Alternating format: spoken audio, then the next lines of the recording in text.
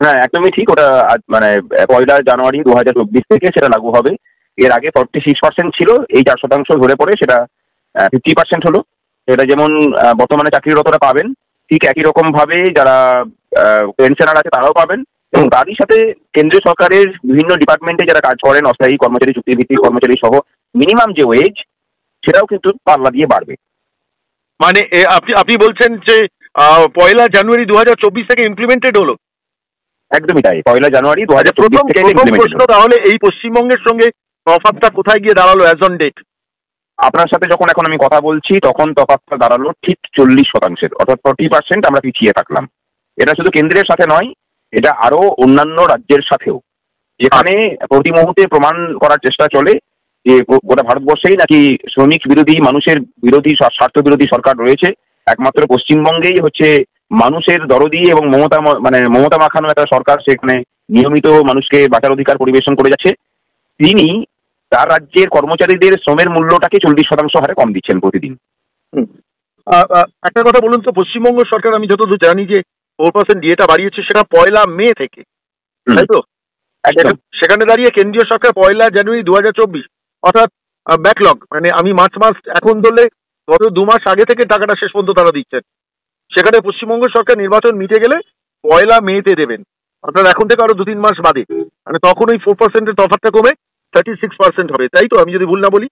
না, এটা অঙ্কের হিসেবে কিন্তু তা নয়। অঙ্কের হিসেবে মজাটা হচ্ছে এই যে 4%টা দিল, এই 4%টা কিন্তু এখনকার পাওনা, মানে এই 1/1/2000, মানে এই ডিসেম্বর থেকে জানুয়ারি, জুলাই থেকে ডিসেম্বর পর্যন্ত যতটা মূল্যবৃদ্ধি হয়েছে, সেই মানে জানুয়ারি, জুলাই, পয়লা জুলাই 2000 থেকে যে মানে যে মূল্যবৃদ্ধির জন্য যে ক্ষতিটা কর্মচারীদের হয়েছে, সেইটাকে পুষিয়ে দেওয়ার জন্য 1 জানুয়ারি 2024 থেকে দেওয়া হলো। আর আমরা যেটা পেয়েছি, সেটা কোন সময়কার মূল্যবৃদ্ধির ক্ষতি পোষানোর জন্য 4% দেওয়া হয়েছে, সেটা যেমন রাজ্য সরকারও জানে না, সেটা আমরাও জানি না। অর্থাৎ তফাৎটা কিন্তু 1 মেতে গিয়েও আরো 36% থাকবে। আমি বোধহয় মানে এটা বোঝাতে পারলাম কিনা জানি না। ঠিক আছে, মানে কেন্দ্রীয় সরকারের সঙ্গে রাজ্য সরকারের তফাৎটা আদতে থাকে 36%, তাই তো? একদমই তাই। আমার একটা কথা, স্পেসিফিক প্রশ্ন বারবার মনে হয়, সারা ভারতবর্ষের সমস্ত রাজ্যগুলো যদি পারে, এমনকি কেন্দ্রীয় সরকারও সব কাজ করেও যদি পারে, তাহলে এই রাজ্য সরকার পারে না কেন? সেটার গোড়ার কথাটা যদি বলতে যান, তাহলে এটা একটা মানে সুন্দর উদাহরণ দিয়ে বোঝানো যায় যে কারণের জন্য আমাদের রাজ্যের প্রত্যেকটা ছেলে মেয়েকে এখন পরিযায়ী হয়ে বাঁচতে হচ্ছে, যুবকদেরকে। প্রত্যেকটা সাধারণ বাড়ির ছেলে মেয়েকে, মানে তিনি শিক্ষিত হন বা তিনি অশিক্ষিত হন, তিনি মানে স্কিল লেবার হন বা আনস্কিল লেবার হন, তিনি ডাক্তার হন বা ইঞ্জিনিয়ার হন, তাদের প্রত্যেকের গন্তব্য যেমন রাজ্যের বাইরে এখন নির্দিষ্ট পরিযায়ী হিসেবে বাঁচা। এটা হচ্ছে ফল। আর তার কারণটা হচ্ছে এই সরকারের সঠিক শ্রমের মূল্য দেওয়ার যে মানে মানসিকতাহীনতা, সেটা হচ্ছে কারণ। আর ফলটা হচ্ছে এটা যে গোটা পশ্চিমবঙ্গের বাঙালি জাতিটাকে আজকে পরিযায়ী হয়ে বাঁচতে হচ্ছে। এরা যে মুখ্যমন্ত্রী একটা কথা প্রায়ই বলেন, আমি আপনাকে স্মরণ করিয়ে দিই, যে কেন্দ্র দিচ্ছে না তাই আমরা দিতে পারছি না। এই যুক্তি কি আদৌ গ্রহণযোগ্য? একটু ব্যাখ্যা করবেন। একদমই নয়, কারণ স্থায়ী কর্মচারীদের বেতন খাতের জন্য কেন্দ্র সরকার পয়সা দেয়, বেতনের একটা অংশ দেয়, সেটা অর্থ কমিশন এবং গ্রান্ট ইন এড খাতে দেওয়া হয়।